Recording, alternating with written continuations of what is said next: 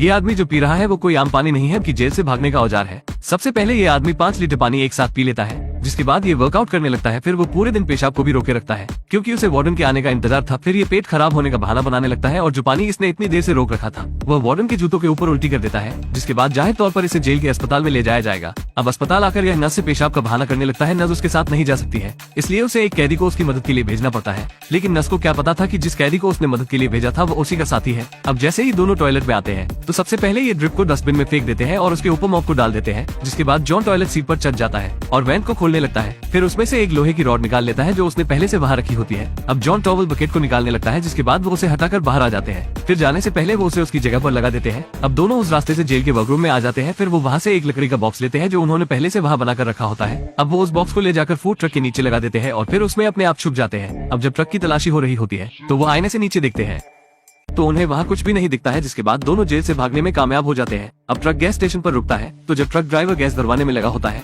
तभी दोनों उस लकड़ी के बॉक्स को हटाकर बाहर निकल जाते हैं और एक गाड़ी में बैठ जाते हैं जो उन्हीं के साथी ने वहाँ छोड़ी होती है। जिसके बाद वो गाड़ी को चालू करके वहाँ से 1, 2, 3 हो जाते हैं। इधर जेल में भी इनका एक साथी और होता है जो खाली नहीं बैठता है और वो अपने सामने वाले आदमी को लड़ने के लिए उकसाने लगता है, जिसके बाद पूरी कैंटीन में हंगामा हो जाता है। इस चीज का फायदा उठाकर कैदी सारे गार्ड को उठाकर फेंकने लगते हैं, जिसके बाद एक गार्ड इमरजेंसी अलार्म बजा देता है, जिसे सुनकर वार्डन को इमरजेंसी प्लान को सक्रिय करना पड़ता है। अब कैदी फॉइल और प्लेट को लेकर विंडो को सील करने लगते हैं, जिसके बाद वो सारे सीसीटीवी कैमरों को आलू की मदद से कवर कर देते हैं। ये देखकर वार्डन को कुछ समझ ही नहीं आ रहा होता है कि सारे कैदी आखिर कर क्या रहे हैं, लेकिन उसे अपनी जगह बचाने के लिए सब गार्ड को इसे सीक्रेट रखने का ऑर्डर देना पड़ता है। अब जॉन के साथ ही कुछ कॉकरोच लेते हैं क्योंकि उनके बिना चोरी को अंजाम नहीं दिया जा सकता है। वो हजारों कॉकरोच अलग अलग कलर के ले लेते हैं, जिसके बाद वो सुपरमार्केट से एक फावड़ा और कुछ वाटर पंप ले आते हैं। जब सारी तैयारी हो जाती है अब वो केक की दुकान पर आकर एक केक को खरीद लेते हैं क्योंकि यह प्लान का सबसे अहम हिस्सा होता है। जिसके बाद वो केक को ले जाकर तिजोरी मैनेजर को दे देते हैं क्योंकि वो 30 साल से कुंवारी कन्या होती है। जिसके बाद तिजोरी मैनेजर सारे कर्मचारियों को बुलाकर केक को खिलाने लगती है। तभी एक लड़की आकर उसे तिजोरी से बाहर आने के लिए कहती है क्योंकि बाहर खड़ी उसकी नई नवेली कार को किसी ने ठोक दिया होता है। बाहर खड़े 2 पुलिस वाले भी चोर होते हैं जो पुलिस की वर्दी में आए होते हैं। अब वो दोनों मैनेजर को अपनी बातों में उलझाए रखते हैं क्योंकि जब तिजोरी मैनेजर तिजोरी के पास आती है तो वो बंद हो चुका होता है और उसका बचा हुआ केक भी उसी के अंदर बंद हो जाता है।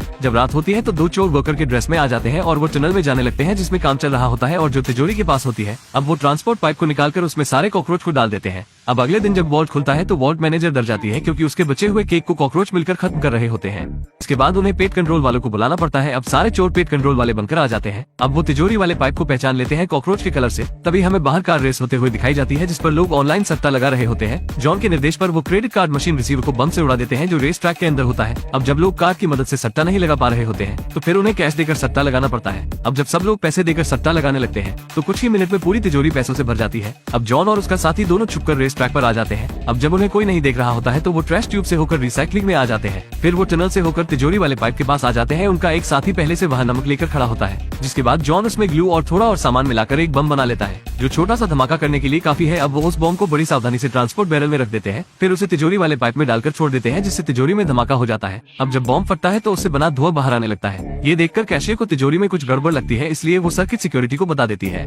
जिसके बाद सिक्योरिटी वाले उसकी जांच करने के लिए जाने लगते हैं जैसा जॉन चाहता था। अब जॉन के साथ ही वाटर पंप को तिजोरी के पाइप के ऊपर लगा देते हैं और मशीन को चालू करके पैसों को खींचने लगते हैं। जिसके बाद वो सारे पैसों को कचरे वाले बैग में डालने लगते हैं और कुछ ही समय में वो तिजोरी का ढेर सारा पैसा खींच लेते हैं। अब वो सारे पैसों को कचरे वाली गाड़ी में रख लेते हैं, जिसके बाद वो टनल से जाने लगते हैं। अब वो वहाँ से जाने वाले ही होते हैं तभी उन्हें गार्ड रोक लेते हैं, लेकिन वो कचरा ले जा रहे हैं ऐसा कहकर वो बच जाते हैं और फिर पैसा लेकर निकल जाते हैं। इधर जॉन और उसका साथी जो जेल से भागे होते हैं वो जेल में दोबारा जाने लगते हैं। इससे पहले उन्हें जेल में गार्ड ढूंढने लगे। इधर जेल में साथी को पता चल जाता है कि टाइम हो चुका है प्लान के अगले स्टेप का, इसलिए वो आग लगाकर जेल के अलार्म सिस्टम को बजा देता है। क्योंकि वार्डन को कैंटीन का कुछ नहीं दिख रहा होता है इसलिए उसे फायर ब्रिगेड को बुलाना पड़ता है। अब फायर ब्रिगेड के साथ जॉन और उसका साथी कपड़े बदलकर जेल में आ जाते हैं, जिसके बाद वो अस्पताल के पीछे वाले गेट से होकर अंदर आ जाते हैं। अब जब चोरी का पता लगता है तो शातिर पुलिस वाले भी चोर का पता नहीं लगा पा रहे होते हैं और इधर जॉन जेल में बैठकर मजे से खाना खा रहा होता है। अब 3 साल बाद वो जेल से छूट जाता है और जहाँ उसने पैसे दबा के रखे होते हैं वो निकाल लेता है, जिसके बाद वो मजे से अमीरों की जिंदगी जीने लगता है और इसी तरह मूवी का एंड हो जाता है।